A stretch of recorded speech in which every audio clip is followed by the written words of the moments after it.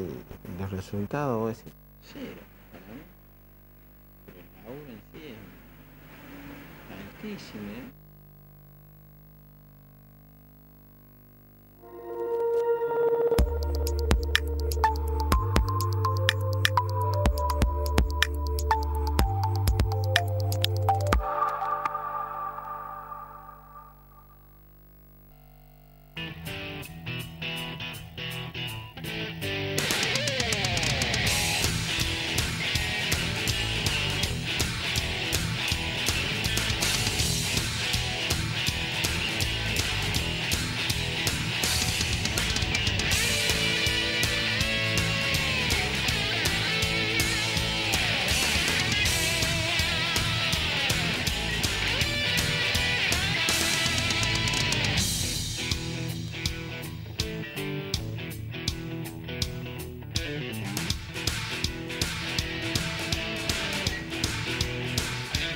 ¿Qué tal? ¿Cómo le va? Muy buenas noches y bienvenidos a esta edición de Objetivos, la otra forma de ver la economía.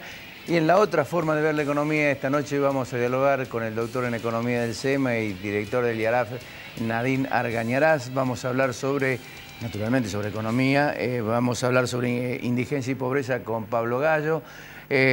Vamos a hablar sobre las elecciones a la vista, los números, los candidatos, con Norman Berra de la consultora Delfos y el análisis habitual de Alfredo Blanco. Vamos a los auspicios. Cuando regresemos, Nadine Argañarás con nosotros.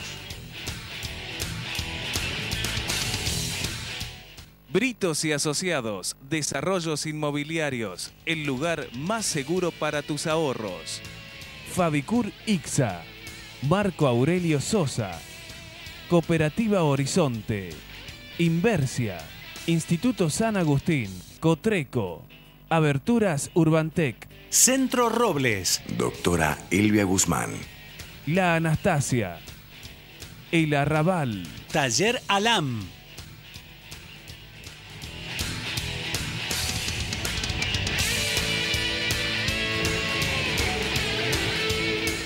Nadine, ¿qué tal? ¿Cómo te va? ¿Qué tal? Muy bien. ¿Cómo andás? Gracias por la invitación. No, gracias a vos por venir. Bueno, a ver, ¿por dónde empezamos? Un tema complicada la economía hoy, ¿no? Sí. Porque se habla mucho de bombas y poco de certezas futuras. ¿Cómo lo estás viendo? Bueno, claramente la herencia económica que este gobierno va a dejar para su propio candidato, para un candidato opositor, es bastante importante. Yo te diría, si uno tiene que rescatar alguna cuestión positiva, bueno, uno puede ver cierto impacto de la asignación universal por hijo, que eso fue una decisión tomada, independientemente de si se copió o no se copió. Creo que falta quizás algún rediseño, pero son cuestiones positivas que han tenido su impacto favorable, pero bueno, necesitan retoques.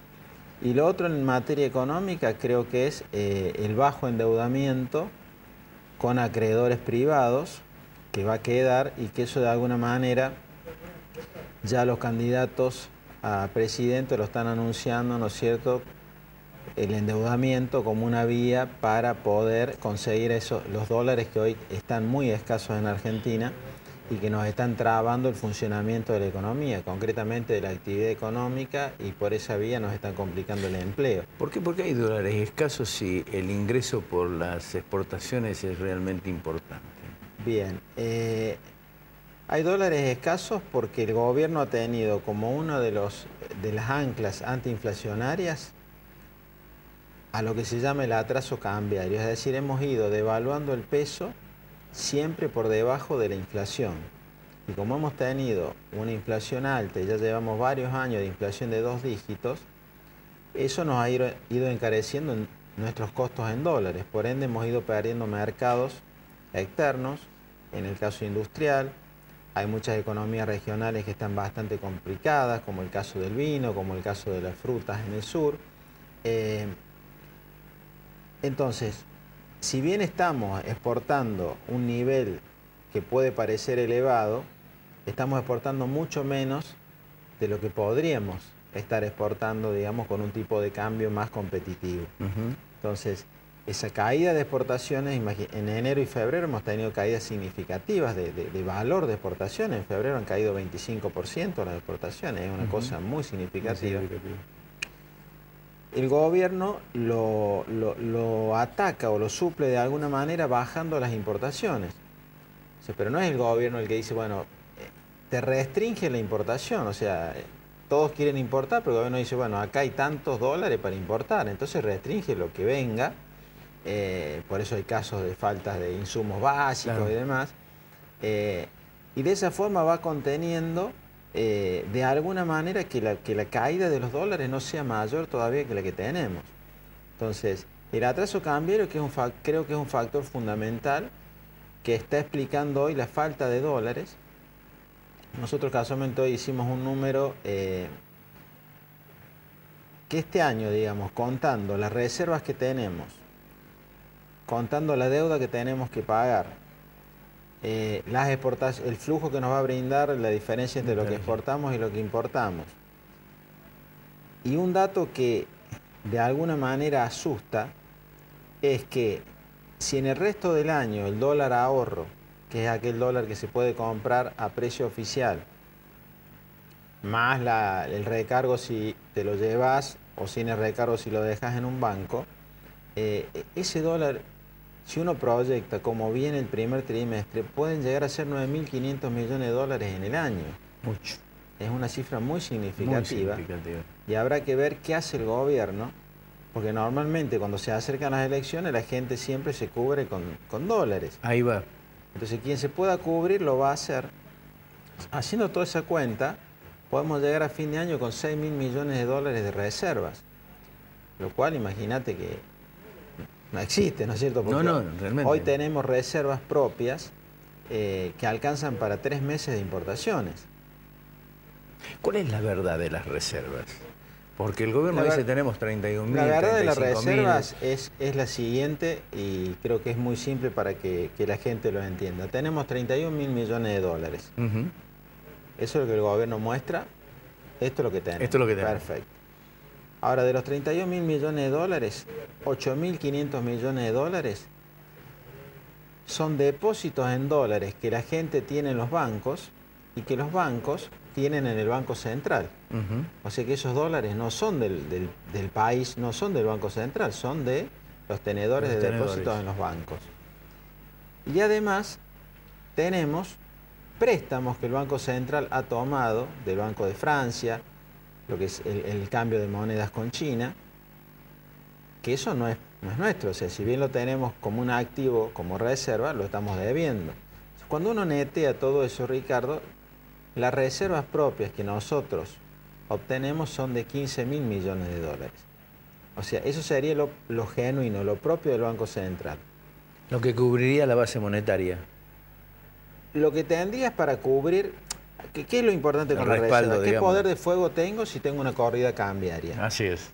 Si tengo una corrida cambiaria, yo tengo los 15.000 millones de dólares más los dólares que he pedido prestado. ¿Sí? O sea que estamos hablando que tengo unos 22.000, 23.000 millones de dólares. Eso es lo que yo tengo para actuar en el mercado si me hacen una corrida cambiaria. ¿Sí? Ahora, 15.000 son propios y el resto es plata dólares que me han prestado. Esos son los números de las reservas. Ahora, ¿qué ocurre?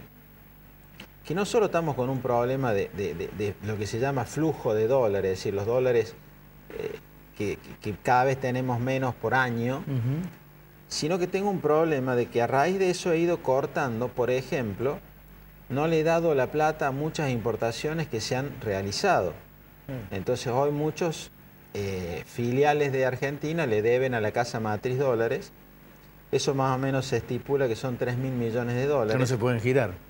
Que no se giran. Que no se giran. Y también el gobierno ha restringido la remisión de utilidades de las filiales a las casas matrices, que obviamente son remisiones que haces en dólares. Y de eso se estima que son 8.000 millones de dólares. O sea que si vos sumas los dólares que nos estarían faltando ya para atrás, estamos en 11.000 millones de dólares. O sea que si hacemos el número completo, con todo, hoy necesitaríamos 12.000 millones de dólares para saldar lo pasado y para de alguna manera quedar, digamos, con un nivel de reservas mínimo. Entonces, ¿cuál es el punto? ¿Es significativo? No, no es significativo, porque en un país que genera por año 500.000 millones de dólares de bienes y servicios, 12.000 millones de dólares no es nada. O sea que acá, Ricardo, uno ve dos Argentinas.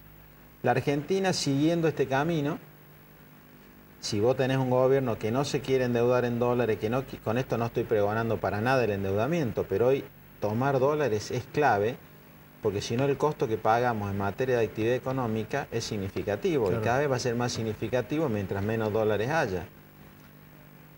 O tomas otro camino donde hacer ciertas modificaciones, por ejemplo, no podés seguir sosteniendo un crecimiento del gasto público como el que tenemos, que ya no te alcanza la presión tributaria más alta de la historia.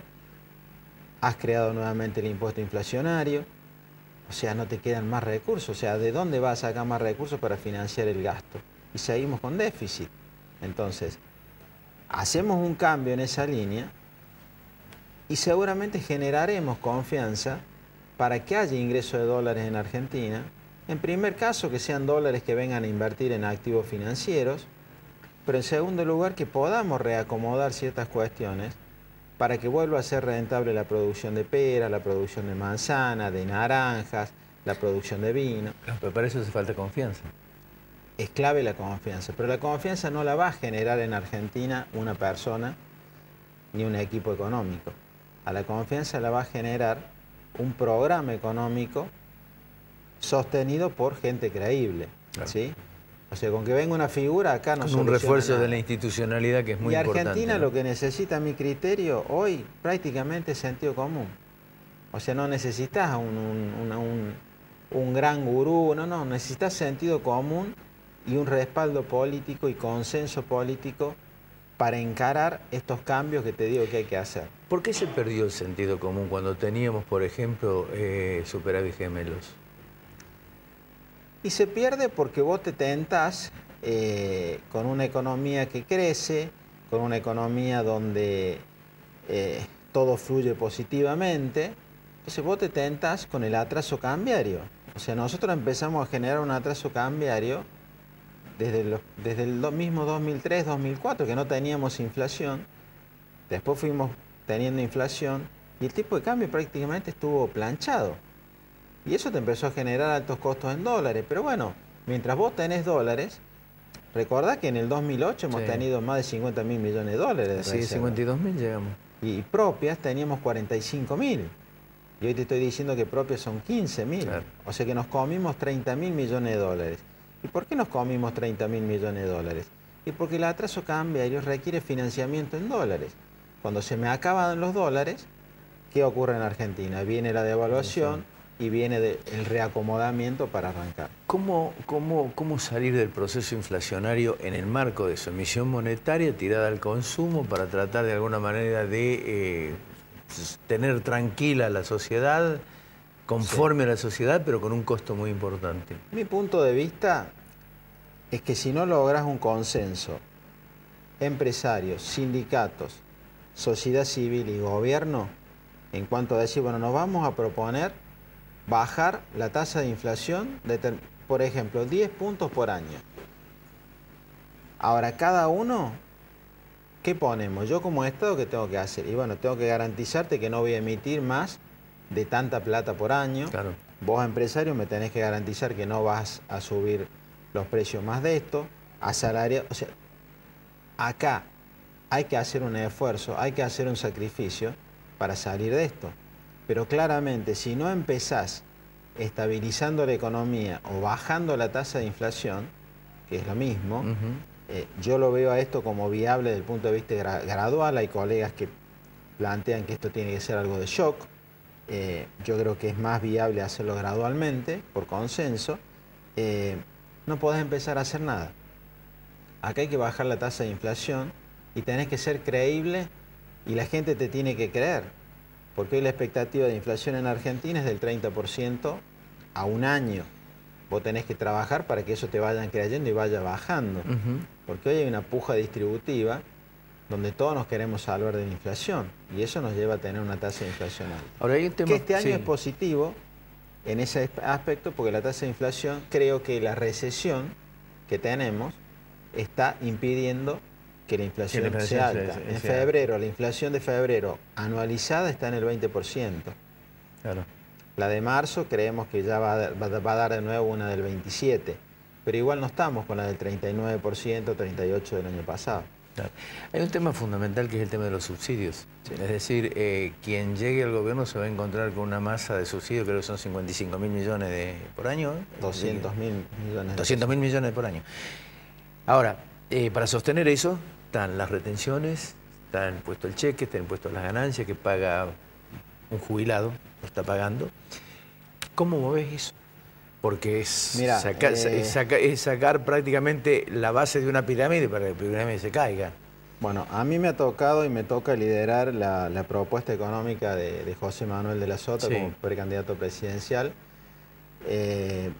Lo que estamos planteando es un ataque integral al tema gasto, principalmente subsidios, al tema baja de impuestos y paralelamente a la coparticipación federal, es decir, a la distribución de la recaudación entre nación y provincias. Considero que si no atacás todos los frentes a la vez, obviamente con una propuesta concreta, clara y consensuada, creo que no vas a lograr resultados si solamente digo, bueno, voy a bajar los impuestos, obvio. O sea, igualmente, para bajar los impuestos tenés que tomar deuda para financiar esa baja. Claro. Pero paralelamente tengo que sincerar en parte o gradualmente los subsidios. Porque hoy hay gente en Recoleta que paga de gas por mes 1 kilogramo de pan o 2 kilogramos de pan. Así es. Y acá quien tiene que ir a comprar una garrafa paga ¿cuántos kilogramos de pan? O sea, tenemos muchísimas inequidades con los subsidios. Creo que los subsidios tienen que estar para quien los necesite, mientras lo necesite. Así es. Y eso lo tenemos que plantear. Paralelamente tenemos que bajar los impuestos. O sea, no vamos a salir de esta situación de esta inflación, que es la combinación de inflación con recesión, una de las peores situaciones en la que puede estar una economía. No vamos a salir con más gasto público. Acá hay que salir bajando impuestos. O sea, la política fiscal tiene que ser expansiva, pero por baja de impuestos. Pues tenemos que volverle al asalariado capacidad de compra, al empresario rentabilidad, pero además tenemos que generar rentabilidad para que vengan nuevas inversiones en Argentina. ¿Reforma tributaria? Reforma tributaria. Claro. Concretamente estamos planteando una baja del 30% de la carga tributaria efectiva que hoy tiene Argentina. En retenciones, impuesto a las ganancias, eliminación del impuesto al cheque, eliminación de ganancia mínima presunta. Lo tenés que hacer porque están asfixiados, el sector formal de la economía está asfixiado. Ahora, eso lo tenés que lograr a través de un consenso, como vos decías, con empresarios, con sociedad y con sindicatos. Ahora, para eso, me imagino que, vuelvo a reiterar el mismo tema, la confianza es fundamental. El empresario no va a resignar lo de él o lo propio si no ve del otro lado el esfuerzo y de nuevo las instituciones. O sea, esto claramente lo tiene que salir del Congreso, tiene que salir por leyes, porque todas las reformas que hagas tienen que ser reformas institucionalmente sólidas. Claro. Y el primero que tiene que dar el ejemplo es el Estado. Porque si yo como Estado me comprometo a no emitir más del 30% por año y cuando firmamos emito el 50%, claramente no tengo estabilización. El próximo gobierno se encuentra con el tema de los holdouts. Sí. ¿Qué van a hacer? Bueno, el tema de los holdouts lo tenés que solucionar. Es una deuda que Argentina no pagó y hay que pagarla. Ahora, el punto está que el gobierno se cerró y era razonable hasta el 31 de diciembre por la cláusula, esta famosa cláusula Rufo, que no le podés ofrecer más a los que no le hemos pagado que a los que le hemos pagado. Porque si no se nos podría venir una catarata de juicio, digamos, incuantificable.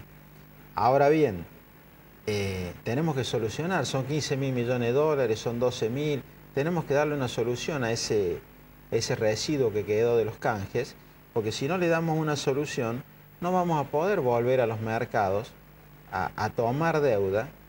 Y después la otra discusión, ¿vamos a tomar deuda para qué?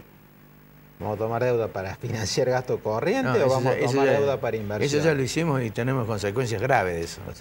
Es muy simple. Mira, en la década del 80 el déficit fiscal nos llevó a la hiperinflación. En la década del 90 el déficit fiscal nos llevó al hiperendeudamiento. Cesación de pagos y todas las consecuencias que todavía estamos viviendo como esto. Es decir, estamos con problemas con los holdouts. Y en esta década tenemos una hiperpresión tributaria. Quien paga todos los impuestos en Argentina hoy más o menos paga el 50% de lo que gana. Pero como no nos alcanza, hemos vuelto a la emisión monetaria y hemos vuelto a generar impuestos inflacionarios. O sea, claramente acá el origen es el Estado, es el déficit fiscal. Nadine, el empresario reclama competitividad. Sí. El dólar está planchado. Es decir, hay algunos que hablan de un 25% más del dólar o un dólar a 15 pesos. Y en ese interín caen los chinos, ¿no es cierto? Con sus inversiones, con un proyecto diferente, cuestionado por la Unión Industrial concretamente. Y dice, ¿cómo se ve? ¿Cómo se observa eso? Mira, competitividad Argentina tiene que tener, lo que sí, yo creo que tiene que estar dotada de la competitividad que se llama sistémica, es decir, de todo. No solamente te devalúo y te doy competitividad, ya está claro que fracasamos. Hoy estamos con los mismos niveles de competitividad, por ejemplo, con Brasil, que lo que teníamos en enero del 2001. Nos comimos toda la ganancia, nos la fuimos comiendo por la inflación que tuvimos, elevada respecto a Brasil. Y bueno, entonces, no podemos estar empezando cada 10 años nuevamente. Claro. Ahora bien, yo soy partidario de crear un mecanismo de desarrollo regional, porque cuando vos vas a las distintas provincias del país y te sentás a hablar con los productores y demás, los productores saben el problema, conocen el problema. Perfectamente. Ahora vos no le podés solucionar el problema sentado en un escritorio en Buenos Aires. Claro. Y diciendo, bueno, devalúo, te doy tipo de cambio y ya está. No, creo que hay que hacer un trabajo arduo con cada región del país y lograr la competitividad. Saben perfectamente lo que hay que hacer, las obras que hay que hacer. Entonces, creo que hay que bajarse al barro, claro, y laburar conjuntamente para recuperar la competitividad. Y pisarlo. Y tenemos que ir transformando la cultura del subsidio por la cultura del trabajo. Hoy no hay incentivos para mucha gente a trabajar en blanco. 40 y pico por ciento de informal, ¿no? 30 y pico, 35%. 35% informal. Porque pierde el subsidio. Claro. Entonces, tenemos que encontrar la manera de que no haya un incentivo a trabajar en negro respecto a trabajar en blanco. Tiene que ser igual. O sea, la asignación universal por hijo la tiene que recibir quien trabaje y quien no trabaje. Claro. No tiene que haber una diferencia. Porque lo que necesitamos es encaminar el país en el largo plazo a una economía donde sea mayormente formal, donde toda la gente tenga un trabajo en blanco, tenga una obra social y tengamos un Estado que funcione. Brasil y la devaluación. Bueno, Brasil ¿impacta mucho? Sí. Brasil impacta. Los estudios demuestran que Brasil nos impacta más por tamaño de la economía. O sea, cuando a Brasil le va mal, como ahora que tiene una proyección de estancamiento para este año y quizás una leve caída, eso nos pega muy fuerte a nosotros. Nos pega más que si Brasil devalúa. Se nos están juntando las dos cosas, ese es el problema. Un Brasil estancado y un real que ha vuelto prácticamente a valores de hace 10 años. 3,20, 3,10, 3,30. Entonces, como te decía antes, ya estamos con el nivel de competitividad de enero del 2001 con Brasil. Entonces, no podemos continuar. ¿Y por qué la perdimos? Porque con una inflación del 30% nosotros y una del 6% Brasil por año, claro, no hay manera de sostener la competitividad. Entonces, por eso te digo, el pilar del próximo presidente tiene que ser, bueno, vamos a bajar la inflación de esta forma. Y hay que bajarla. Si no bajamos la inflación, todo lo otro no lo podés hacer. No podés hacer la baja de impuestos. Tenés que bajar la inflación conjuntamente con todo lo otro. O sea, un programa comprensible, entendible y homogéneo. Homogéneo, pero con sentido común. No estos programas donde vos anunciabas 250 medidas, 1, 2, 3... y después no cumplías ninguna. No, tenés que un programa donde los ejes centrales sean consensuados por todos, porque de otra forma creo que va a ser muy difícil salir de esta situación en la que va a quedar el país, donde, por ejemplo, yo te mencionaba la herencia positiva del bajo endeudamiento, pero eso tiene una contracara, porque lo que vos te has dejado de endeudar con privados, te has endeudado con el Banco Central. Según un estudio que hemos hecho, el Banco Central hoy tiene un patrimonio neto negativo de 70.000 millones de dólares. Otro tema solución. O sea, hay un montón de temas que tenés que encaminar. Ahora lo tenés que hacer, digamos, a mi criterio, con un consenso social. De lo contrario, va a ser muy difícil que un gobierno, y menos un presidente, solucione este problema en el que está la economía argentina. Nadine, gracias. No, gracias, gracias por venir. Cuando regresemos, hablamos de indigencia y pobreza con Pablo Gallo. Ya volvemos. Bueno, Nadine.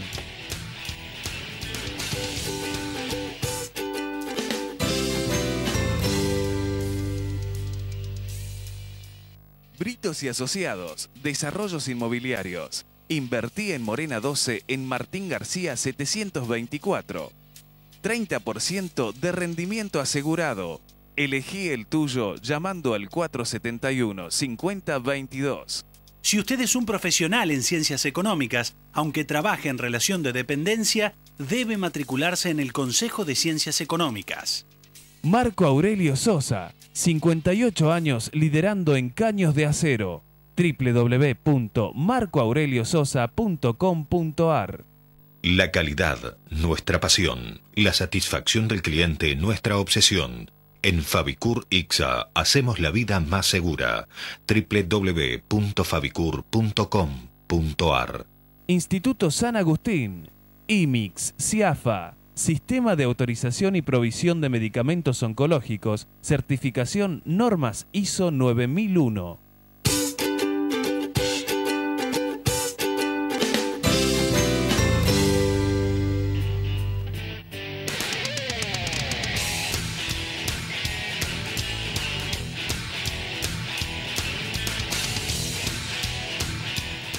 Según el ministro de Economía, Ezequiel Kicillof, hablar de pobreza es estigmatizante. Es decir, no dar los números también es estigmatizante. Da la impresión o los tienen o no los tienen. Si los tienen son muy altos y si no los tienen es muy preocupante, precisamente que el Ministerio de Economía de la Nación no registre concretamente qué es lo que pasa con el nivel de pobreza del país. Quienes sí los tienen es el CIPE y está con nosotros Pablo Gallo, que es el director del CIPES, y con él vamos a dialogar sobre el tema porque el último estudio concretamente abunda en numerosos detalles y particularmente en cuestiones muy importantes relacionadas con la canasta que indica cuándo uno es pobre y cuándo es indigente. Pablo, gracias por venir. No, gracias a usted por la Primera invitación. reflexión que lo que dijo el ministro, ¿cuál es tu opinión? Y primero que es bochornoso, ¿no? Poder escuchar de un ministro de Economía que indique que tal vez no tenga los datos de pobreza e indiquen que la divulgación de esos datos pueden ser de alguna manera estigmatizantes. Yo creo que ahí hay una confusión importante. Estigmatizante es, o puede llegar a ser, es la visión que se tiene sobre la pobreza. No es estigmatizante tener datos de pobreza.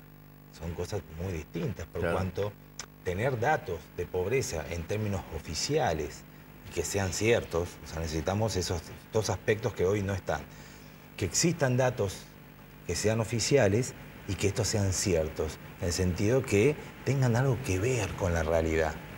Si estos datos no existen o no son ciertos, es muy difícil, diría yo imposible, que se puedan definir políticas públicas que impacten favorablemente en el fenómeno de pobreza e indigencia. Entendamos que todas las políticas, particularmente en el aspecto social, que se definen a través de los datos oficiales, en este caso del INDEC, son luego las que toma el gobierno nacional, las que se irradian luego a las provincias, y las provincias conforman sus presupuestos en función también de esos datos, y también en muchos de los municipios y comunas. O sea, no es gratis para la sociedad que se mienta con esos datos. Ahora tampoco es gratis que se divulguen y se oculten esos datos. En síntesis, parecería que el ministro nos quiere hacer creer que ciegos estamos mejor y que ciegos podemos continuar mejor. Y eso no es real. Detrás de las afirmaciones del señor Kicillof, lo que se oculta es una mentira. No solamente en términos estadísticos, sino principalmente lo que se oculta es pobreza. Nosotros establecimos, a través de la última encuesta permanente de hogares, que ya lleva bastante tiempo, en junio del año pasado, recién apareció la última encuesta de hogares, estamos esperando la nueva. A partir de esos datos, que son los datos de ingreso, cruzados con nuestros datos del índice barrial de precios, que determina el valor real que hoy pagan los vecinos en sus barrios, en comercios, verdulerías, carnicerías y también almacenes y grandes súpers, uniendo o reuniendo esos dos datos, combinando, podemos establecer de la misma manera que lo hacía el INDEC, porque nosotros tomamos la misma metodología que el INDEC justamente para hacer comparables los datos nuestros con los datos del INDEC, y nosotros establecimos el año pasado que la pobreza alcanzaba el 31% de la población argentina. 31%. Recordemos que el último dato del INDEC era tan solo de 4,7% de pobreza. Mejor que muchos de los datos de países muy desarrollados de Europa. La realidad es que es del 31%.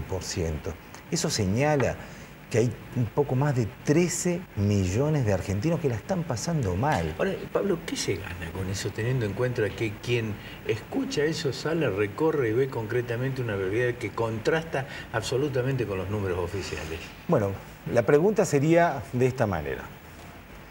¿Por qué el ahínco de continuar en forma sistemática, en forma metódica, con una mentira con la cual o a la cual la mayoría de las personas no la cree porque no vive esa realidad?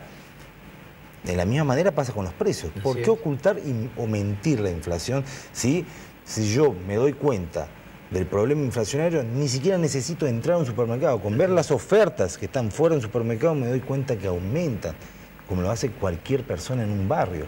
Bueno, evidentemente tiene que haber una razón muy fuerte detrás para poder sostener esta barbaridad, hoy dicho por el ministro, antes dicho por Capitanich. Aunque sea gracioso para muchos, debe haber algo muy fuerte.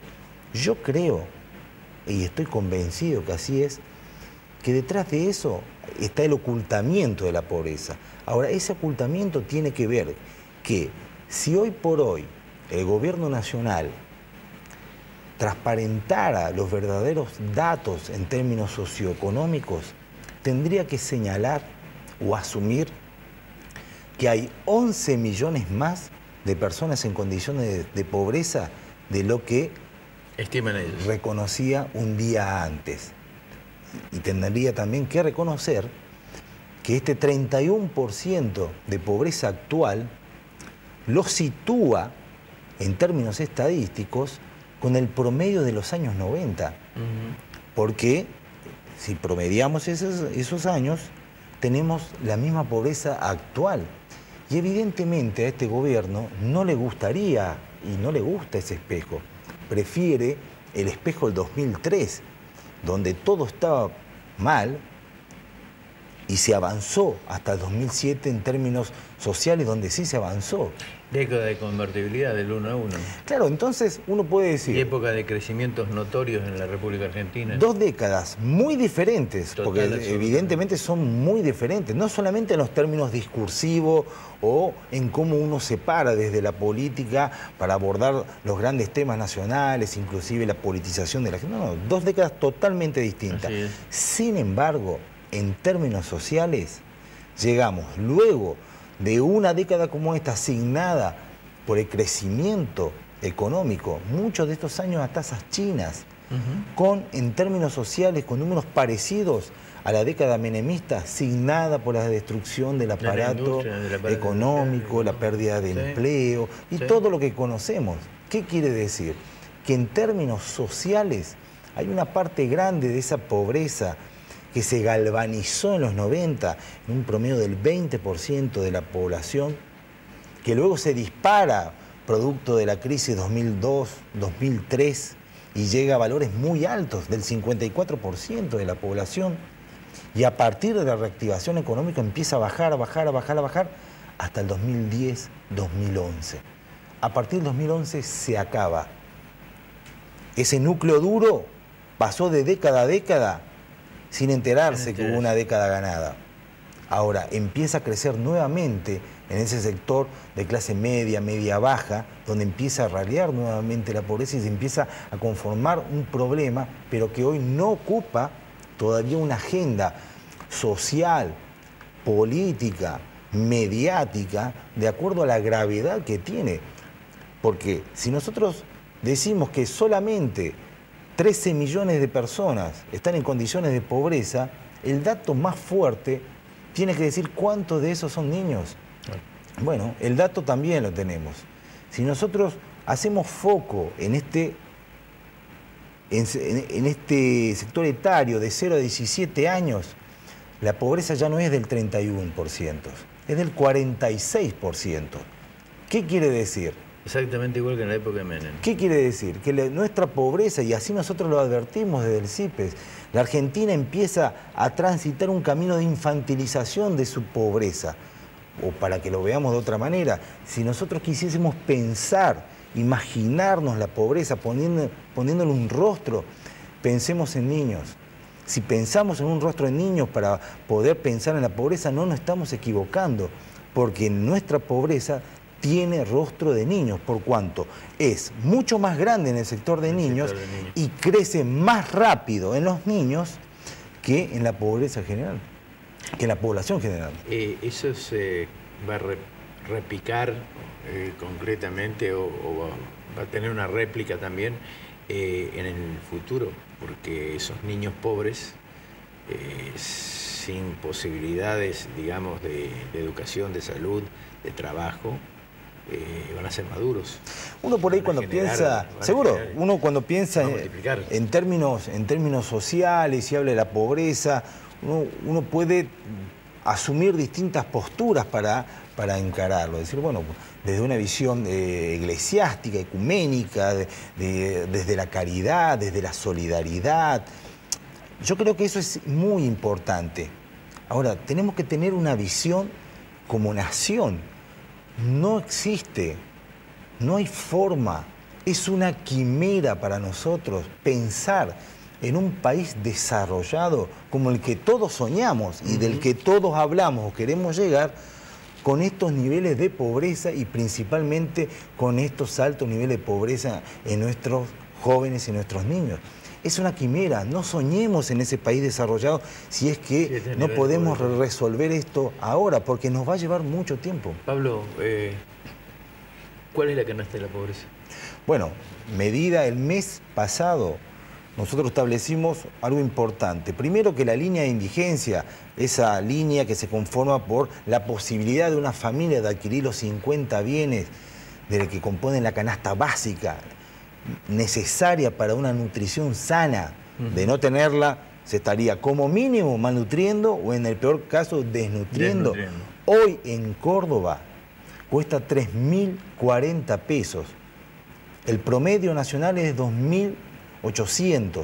En Córdoba ya es de 3.040 pesos. Indigencia. O sea, es alto, indigencia, es alto a nivel nacional. En Córdoba tenemos un problema mucho más grave, por cuanto Córdoba es una provincia productora de alimentos. Sin embargo, pagamos los alimentos más caros acá que en provincia como Salta, que no es productora de alimentos. 3.040 para la línea de indigencia. Un escalón más arriba y no en mejor situación está la línea de la pobreza. Esa línea de la pobreza hoy en Córdoba, y también es muy parecido, pesos más, pesos menos a nivel nacional, está en 6.900 pesos. 6.900 pesos.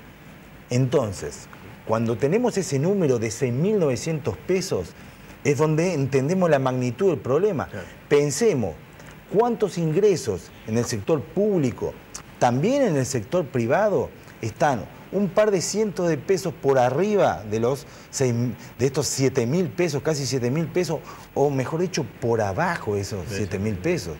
Tomemos simplemente números oficiales. Los números del INDEC indican que el salario promedio en blanco, ni siquiera hablamos de los 35% de empleados en negro que recién se mencionaba y que es real y que es parte también de nuestra economía, pero el sector en blanco, el salario promedio está en 5.500 pesos y tenemos la línea de pobreza en casi 7.000 pesos. Ahí es donde entendemos dónde está el problema grave a resolver. A los 7.000 pesos se encuentra la línea de la pobreza, en los 15.000 pesos ya se paga ganancias. Contundente, ¿no? Pablo, muchas gracias. No, gracias a ustedes por la invitación. Cuando regresemos con Norman Berra, analizamos la política a través de las encuestas y las particularidades de los distintos candidatos. Ya volvemos.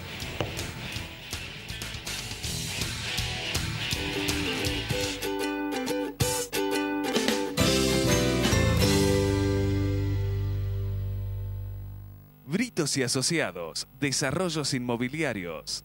Invertí en Morena 25 en Arellano 770. 30% de rendimiento asegurado. Elegí el tuyo llamando al 471-5022. Córdoba limpia, limpia Cotreco. Córdoba limpia, limpia Cotreco.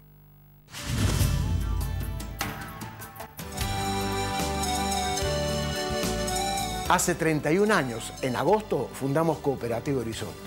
Hoy es casi la única opción para 8 de cada 10 cordobeses que no pueden acceder a la vivienda propia ni por el Estado ni por el sector lucrativo privado. ¿Y cómo se logra esta accesibilidad? En Córdoba Capital adjudicamos casi 80 casas por mes y el promedio elegido por el asociado equivale a una casa de 2 dormitorios, 59 metros cuadrados, ampliable y aún con la posibilidad de establecer un emprendimiento pyme. Su costo total, 310.000 pesos. Y la forma de cancelarlo es mediante libre aporte primero y después de tener la casa con mensualidades flexibles de 2.700 pesos por mes, durante tan solo 6 años de plazo. Lógicamente, existen viviendas más económicas aún, como así también unidades más confortables. Y todo este abanico de posibilidades y facilitamientos son la clave del impacto social de Horizonte en Córdoba. Horizonte cumple 31 años y bien cumplidos.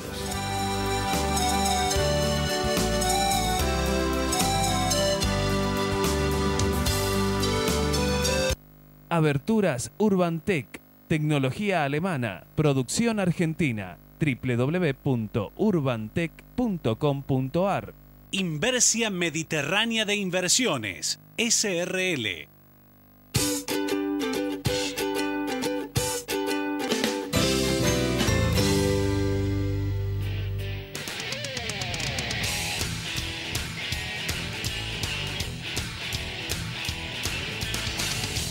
Elecciones a la vista. Entre números y candidatos, Norman Berra, uno de los directores de Delfos, está con nosotros. Norman, ¿cómo te va? ¿Qué tal, Ricardo? Muchas gracias por la invitación. No, por favor. ¿Cómo está el panorama? A ver, contanos un poco. A nivel nacional, a nivel provincial.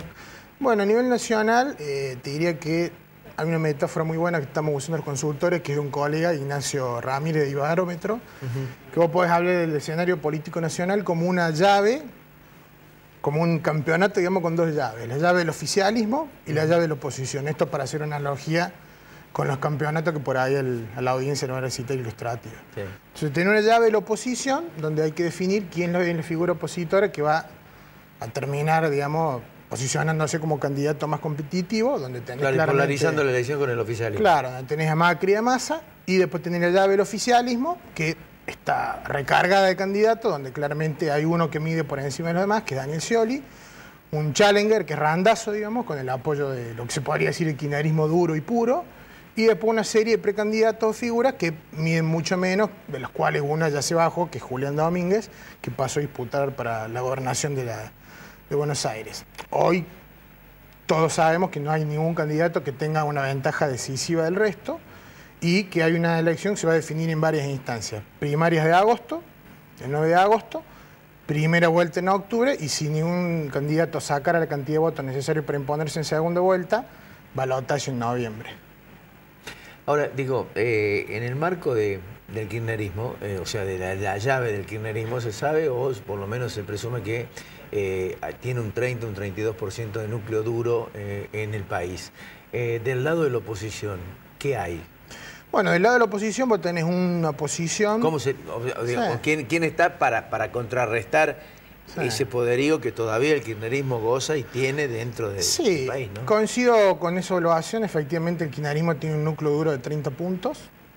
El desafío, en todo caso, para los candidatos oficialistas es cómo llegan al 10... cómo fidelizan ese 30 y cómo consiguen los 10 puntos que necesitan para ganar en primera vuelta si el segundo no llega a los 30, o los 15 para ganar en primera vuelta con 45%, como sucedió con Cristina en 2007. Y dentro de lo que no es oficialismo o del electorado no oficialista, tenés un electorado que está dividido entre un tercio, que es un electorado netamente opositor, sería el electorado que quiere que cambie todo o que no le reconoce casi nada al kirchnerismo.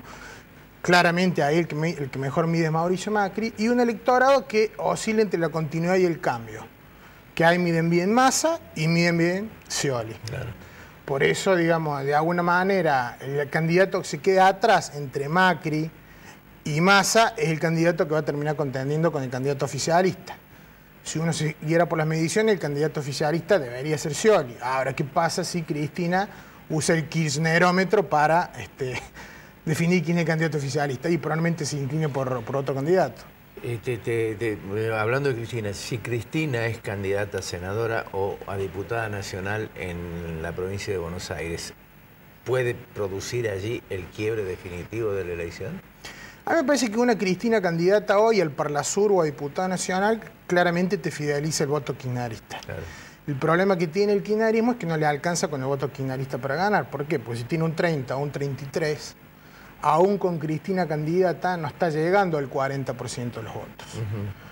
El desafío para cualquier candidato al oficialismo, más que fidelizar el voto kirchnerista, porque el voto kirchnerista es un voto bastante lineado, con esto te quiero decir que lo vote a Randazzo, si Randazzo no gana, después lo va a votar a Scioli antes que votar a un opositor, claramente. El problema del kirchnerismo, del oficialismo, del espacio panoficialista, es cómo le agrego los 10 o 15 puntos que me faltan. Y esos 10 o 15 puntos, Cristina los podría lograr solamente si el escenario electoral se polarizara a un nivel que no está polarizado todavía. Hoy todavía tenés un escenario dividido en tercios, si se quieren, desiguales. ¿Qué requerirías vos? Y que Massa se terminara cayendo definitivamente o declinando su candidatura, porque ahí sí vos tendrías un polo oficialista versus un polo opositor.